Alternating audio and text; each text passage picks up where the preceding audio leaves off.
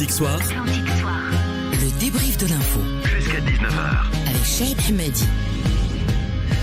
Retour d'Atlantique Soir, 18h44. Comme tous les vendredis, nous ouvrons la page culture, une rubrique avec ses fondements, sa liberté de penser, de s'exprimer sous des formes multiples, le plaisir d'écrire, bien percevoir l'esprit de la lettre qui permet de mieux l'écrire dans la pénombre de la solitude dans bien des cas et la transmettre le plus largement possible. Et pour ce faire, on engage une discussion à ce sujet sur l'écriture avec Reda Almerini, consultant, essayiste, écrivain qui s'est déplacé à nos studios pour l'occasion. Reda Almerini, bonsoir. Bonsoir et quel plaisir d'être dans vos studios. Marhaba Sidi, marhaba. D'où vient l'écriture finalement? Elle serait... Et ça, c'est ce qu'on a appris, j'imagine, à l'école. Elle serait apparue il y a plus de 5000 ans chez les Sumériens en Mésopotamie, l'actuel Irak, et en Égypte aussi, l'ancienne Égypte, poussée par les pratiques de commerce, la comptabilité, l'administration. C'est ça, pratiquement la définition préétablie. Oh non, l'écriture, on peut dire qu'elle est apparue beaucoup plus tôt que ça. On peut faire remonter les origines de l'écriture à ces fameux dessins des hommes préhistoriques qui, dans leurs grottes, dessinaient des bisons, enfin les animaux qu'ils chassaient. Et finalement, c'est une certaine forme d'écriture. Voilà, j'allais vous le dire, ce n'était pas de l'écriture, mais une forme d'écriture. Oui. Il n'y a pas eu d'écriture, effectivement, au sens propre, moderne, durant l'âge de pierre. Oui, mais peut-être qu'on en parlera, mais les choses ont évolué. C'est vrai. C'est vrai que les choses ont évolué. Et comment est-ce qu'elles ont évolué, justement? Comment s'est opérée cette transition du dessin sur les parois des grottes à l'époque de Néandertal vers l'écriture que l'on connaît plus ou moins aujourd'hui? J'ai presque envie de dire de façon naturelle ou peut-être inéluctable.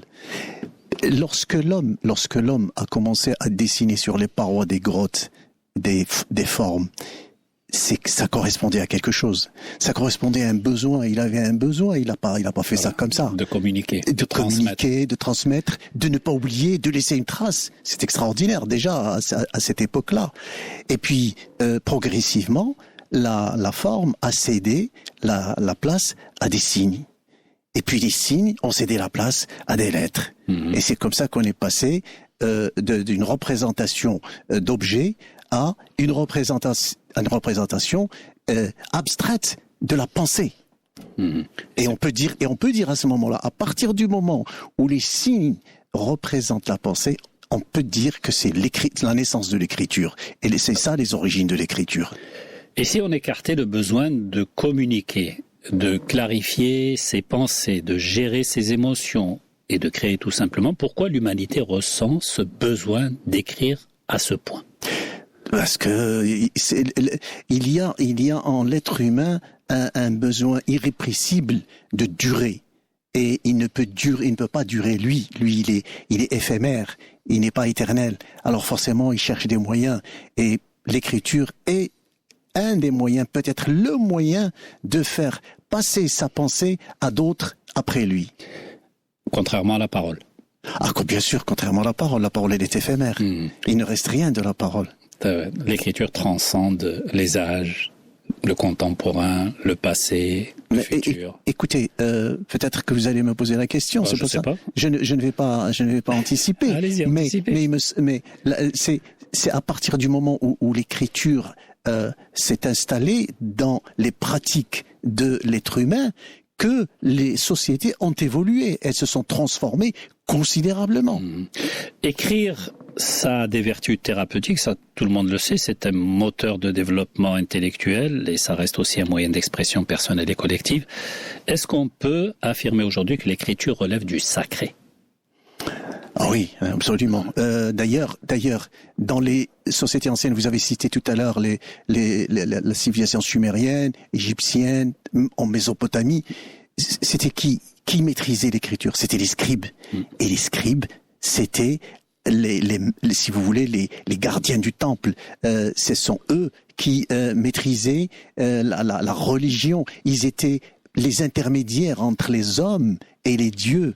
Et donc, par l'écriture, par l'écriture, ils imposaient aux hommes de leur époque leur pouvoir, leur savoir et les rites que les hommes devaient observer. C'est extraordinaire, et tout ça grâce à l'écriture, grâce à leur maîtrise de l'écriture. Alors selon les écritures sacrées, effectivement, le premier homme à avoir écrit, il s'appelait Enoch dans la Bible et Idriss dans l'islam.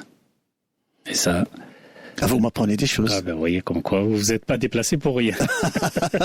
Alors, que dire de l'écriture? Est-ce que c'est dans ces cas-là, une révélation? Est-ce que c'est une invention? Ce qui renvoie, quand on pense à la révélation divine dans les textes sacrés des grandes religions?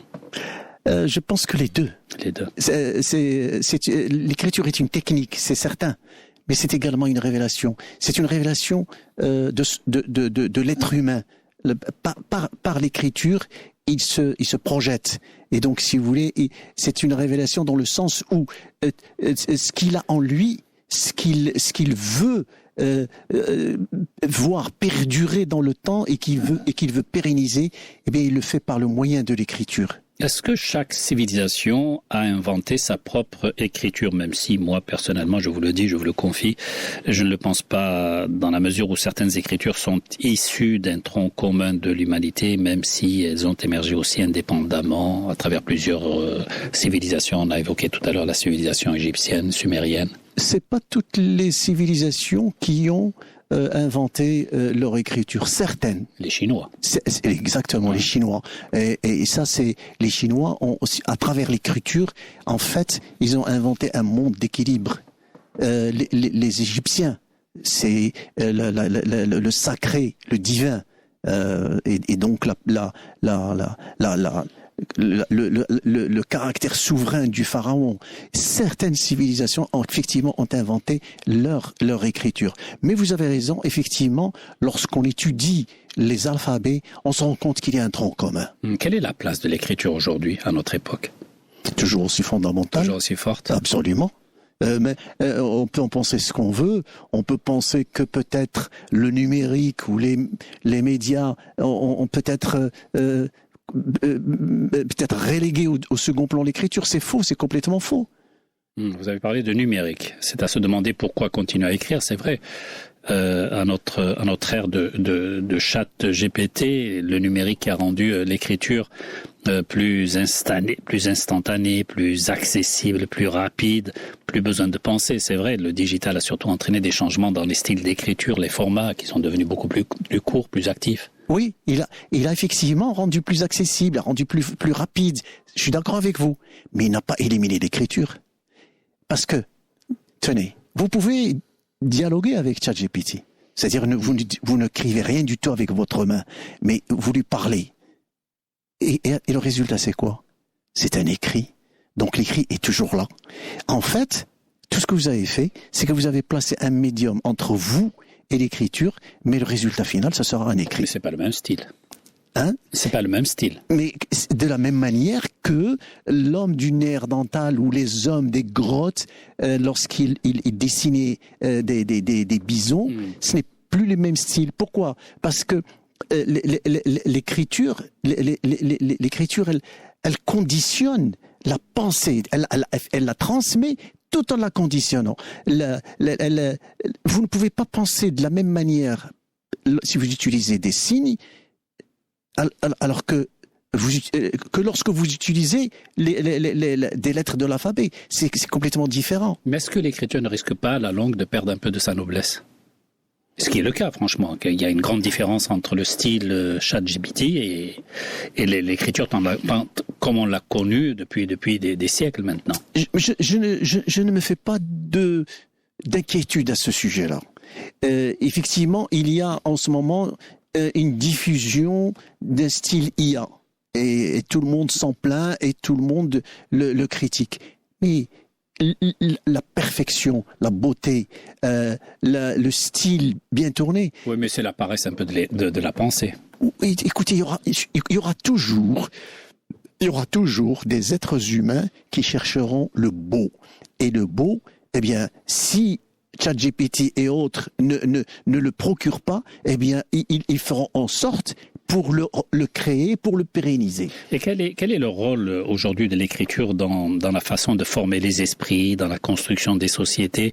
En tant que force sociale, elle peut dénoncer les injustices, façonner l'identité, renforcer l'image des organisations humaines. C'est cela ce qu'on attend aussi véritablement d'elle. Écoutez, sans écriture, il n'y a pas de société. C'est grâce à l'écriture qu'il y a eu les lois. C'est grâce à la société qu'il y a eu les contrats. C'est grâce à l'écriture qu'il y a eu des archives. Et donc tout ça, ce qui fonde un État, c'est l'écriture. Vous enlevez l'écriture, il n'y a plus rien. Moi, j'ai l'impression que l'écriture se meurt. Est-ce que c'est une fausse impression? C'est une fausse impression. Il faut dissocier l'écriture de la manière dont vous écrivez. Si vous pensez à l'écriture comme un stylo que vous avez à la main et que vous écrivez sur une feuille, effectivement, ça, c'est à longtemps que c'est mort. Est-ce qu'elle façonne la manière de penser aussi? L'écriture façonne la manière de penser, absolument. C'est-à-dire qu'on écrit avant et on pense ensuite, ou bien? Lorsque vous écrivez, vous vous arrêtez. Pourquoi? Parce que vous faites très attention à... C'est-à-dire quand on écrit, on arrête quoi? De penser? C'est pas qu'on arrête de penser. On s'arrête pour penser. D'accord.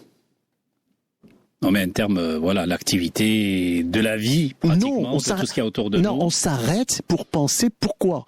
Parce que l'écriture est un vecteur et il va véhiculer vos idées, votre pensée. Et donc vous faites en sorte pour que, d'abord, votre pensée, elle soit la plus juste, la plus exacte, la plus approfondie. Donc la quintessence de ce que vous pensez et l'écriture, elle fait en sorte pour que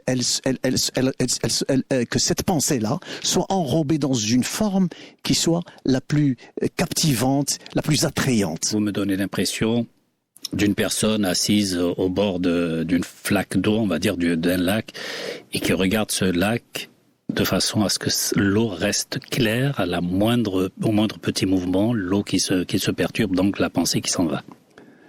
Oula. C'est un peu imagé, non? J'ai très imagé. J'essaie de vous suivre. Mais j'imagine également dans cette eau-là, la pensée serait comme une pierre qu'on jette, et puis c'est des ondes concentriques qui commencent à se former et qui s'étendent. Mais là, il y a de la perturbation. Non, c'est pas de la perturbation. C'est de la communication, c'est le partage. Finalement, qu'est-ce que l'écriture, qu'est-ce qu'elle dit de nous-mêmes, de l'humanité par extension? Quel message transmettre?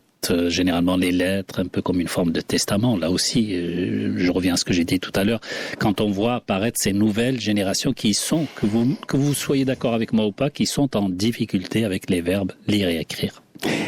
L'écriture, elle répond à un besoin fondamentalement chez l'être humain. C'est de communiquer, c'est de partager. C'est un refus de l'oubli. C'est ça l'écriture. Je refuse d'être un être éphémère sur cette terre. Et la pureté de l'écriture dans tout ça, qu'est-ce qu'elle devient? La pureté de l'écriture, c'est ce qui fait que on est des gens, on est à la recherche d'auteurs, d'écrivains, de poètes, de gens qui ont, c'est pour ça qu'on les appelle les belles lettres, les belles. Il y a la beauté dans l'écriture. L'être ou pas l'être, c'est le néant. Merci beaucoup. Reda Almerini, consultant, essayiste et écrivain, merci encore une fois pour votre prestation. Merci de vous. Et moi, je vous remercie de votre hospitalité. Marhaba, c'est dit.